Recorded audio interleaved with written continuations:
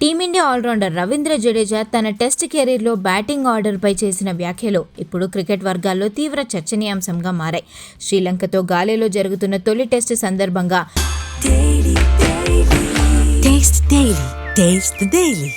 వర్షం వల్ల గేమ్ నిలిచిపోయిన టైంలో జడేజా నిరాశను పంచుకున్నారు. రంజీ ట్రోఫీ, దిలీప్ ట్రోఫీ వంటి ఫస్ట్ క్లాస్ క్రికెట్లో 60కి పైగా యావరేజ్తో నెంబర్ 4 స్థానంలో బ్యాటింగ్ చేశానని జడేజా గుర్తు చేసుకున్నారు.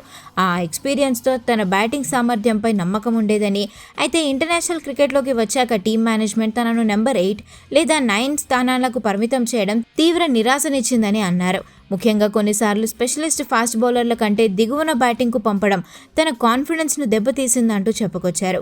డ్రెస్సింగ్ రూమ్లో ప్యాచ్ వేసుకొని కూర్చున్నప్పుడు నా పక్కనే ఉన్న ఫాస్ట్ బౌలర్ నాకంటే ముందు బ్యాటింగ్కు వెళ్తుంటే నా మనోధైర్యం దెబ్బతినేది. నా బ్యాటింగ్ సామర్థ్యంపై మేనేజ్మెంట్కు నమ్మకం లేదా అనే క్వశ్చన్ కూడా నాకు వచ్చేదంటూ జడేజా పేర్కొన్నాడు.